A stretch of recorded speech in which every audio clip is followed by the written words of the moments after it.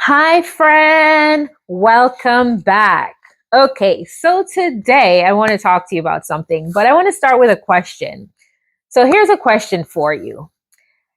Has anyone actually ever explained money to you growing up, or were you expected to just figure it out? Now, for most students and young adults, the message was always simple: save your money. You get some money from your grandmother, your parents, and they say, save your money.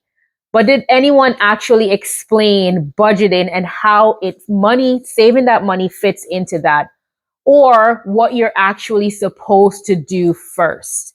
That's usually the issue that people run into, right? They hear that, and it's great to tell your kids and to tell friends and to tell family or people that you know, save your money.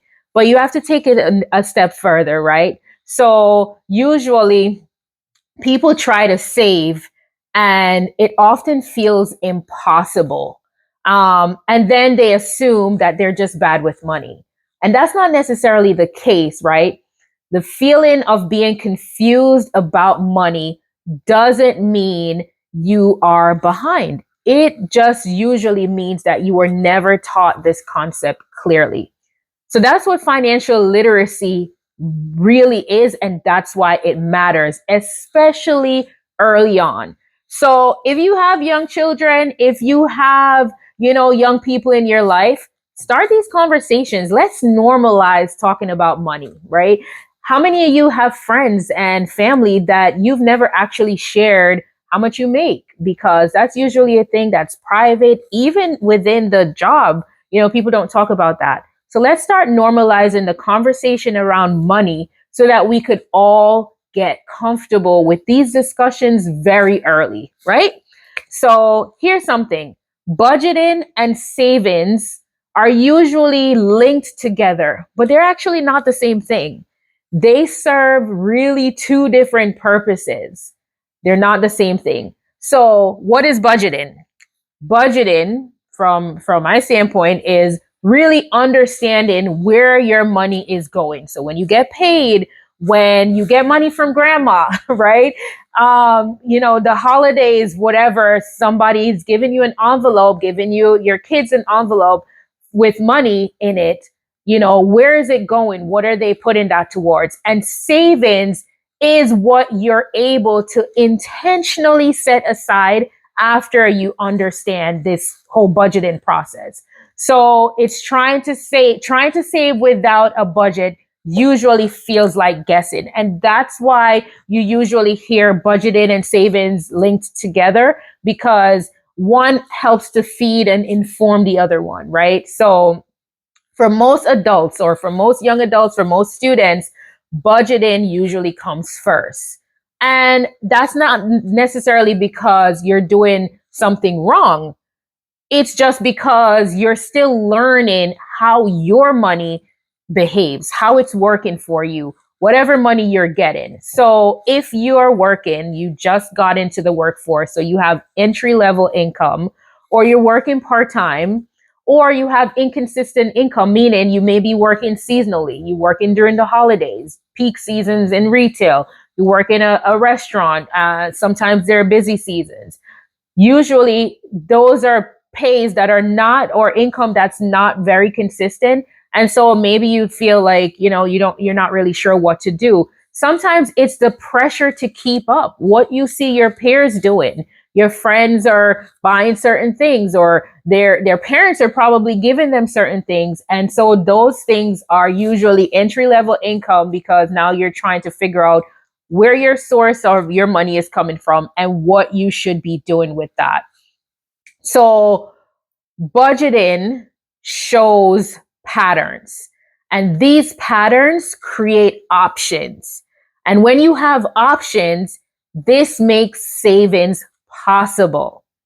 So that's our goal, right? So that's what financial literacy is in action. So having those patterns, creating the options by starting to having those patterns, and those options help you to save, and understanding that in financial literacy, that's what it does for you. But there are some common myths that are out there, right? One of them being, I don't make enough money, or I don't have enough for a budget. And that's a myth. That is not true. Budgeting isn't about having extra money. It's really about understanding the money you already have. So, no matter what amount that is, whatever you have, it's understanding that. So, that's what budgeting is. So, let's get that myth out of the way and just start understanding that you could start right where you are right now, today, with understanding the money that you make and how to make it work for you. Here's another myth. Budgeting is restrictive. How many times have you heard that? Have you heard that in your home, your family? Have you heard that in your friend group where they may say that, I don't do a budget because it just makes me, I'm not able to do what I want to do. Not true. That's another myth. A budget isn't there to control you. It is really there to inform you. And from my experience, being in the classroom or just having conversations, whether on my YouTube channel or just different places, out in the public when I do these kinds of talks and lectures, people when they understand, when they see their budget in on paper in black and white, they feel more informed, and that information gives them control. So a budget isn't there to control you. It is there to inform you, help you do better. Here's myth number 3. I already know where my money goes.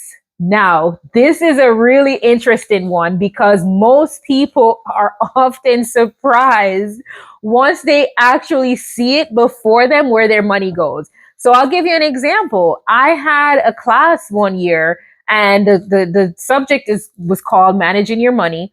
And I had my students do this exercise. Now, this wasn't a part of the textbook or the curriculum for the school, but I like to teach in a different format because I like to make it practical. And so I had my students, just go in, create this budget, in Excel or whatever, and pull up all the subscriptions that they have, or just like their regular food, purchases that they make. And they were actually very surprised to find out, where their money was actually going. So when you look at just one category, so food as an example, or subscriptions as an example, or another one is transportation. A lot of people are taking Uber these days if you don't have a car, and it's easy. You call up Uber, they're there in a few minutes, and you just pay it and you go, you get to where you need to go. But when you start to look at those expenditures, the expenses, whatever you're spending on those things, it actually brings that awareness really fast. I was amazed to see how my class responded to that. And so that's one of those things that once you start looking at it, and I think do it as a fun exercise, do it with your friends and see what that looks like, right? Awareness usually shows up fast when you start putting those amounts that you're spending in categories. So that's what we said before, budgeting, understanding where your money is going into each of these categories. And then once you understand that, how to make small tweaks so that you have something left over to intentionally put in your savings bucket. So the awareness usually creates savings, right? It does not create discipline. So discipline does not create savings. It's awareness. And perfection also does not create savings. Awareness does. So this is foundation I teach in financial literacy. I teach this in workshops. I teach this in schools. I do small groups. I go to different organizations, churches, wherever. And I teach these foundations, these fundamentals to help people understand money early so it doesn't feel overwhelming later. And I say, start early. Get a savings, a piggy bank. They used to call it back in the day. They probably still do. Get one. Start with your children early. Let them get comfortable. Teach them what money is and the value, and have them understand when you go shopping how far a dollar goes. And especially now with everything going on in the economy, I think it's important to really normalize money, how it works for us, and how we're able to use it, and make it fun. It doesn't have to be stressful. Just involve them in the conversation. And we continue to do that. So I'm also creating a very simple budgeting and spending tool that you'll be able to download on your phone so it doesn't stay theoretical. So everything that I talk about, I like to make it practical. These are things that I've done in my life, and I've also helped my family members, the younger ones, try to do these things. And so once I develop this budgeting and spending tool, I'll put it out to the universe, and you'll be able to download it and to just stay involved with your money. Whatever the amount is that you're making, it matters. So I want to say thank you so much for tuning in today to this session. And hopefully you learned something. And stay tuned. I'll continue to have these conversations as we continue to learn together and build together. And if you have any thoughts, questions, you could always drop me a line and I'll respond back to you. So thank you for being here, and I hope to see you again next time. Bye.